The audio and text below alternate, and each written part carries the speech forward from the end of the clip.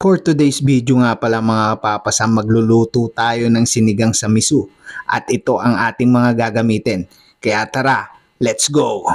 Una, lagyan natin ng onting mantika ang ating kaserola hanggang uminit ito.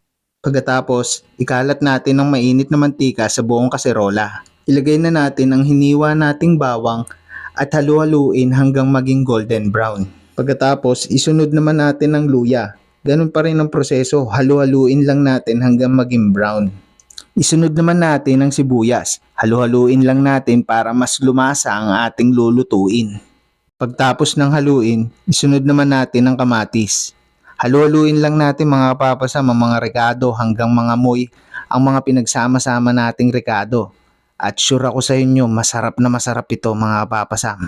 Kapag kumatas na ang kamatis mga kapapasam, isunod na natin ang miso.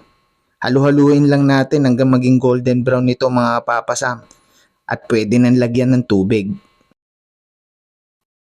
At dito nga mga kapapasam, unti-unti ko nilalagyan ng tubig ang ating mga rekado. Dahil nga paborito ito ng aking mga anak, lalo na ang sabaw. Dinamihan ko ang paglagay ng tubig. May kasabihan nga, sabaw pa lang, ulam na. At dito nga mga kapapasam, naglagay na rin tayo ng paminta, asin at siling green.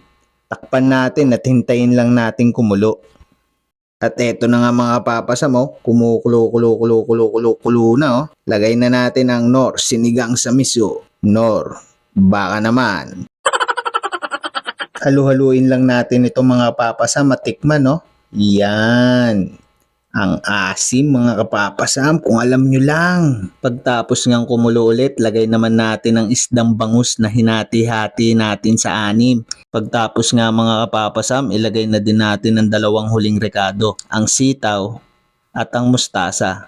Pakuluin lang natin at ready to serve na. Let's go! At eto na nga mga kapapasam ang ating finished product. Tara, kain tayo mga kapapasam.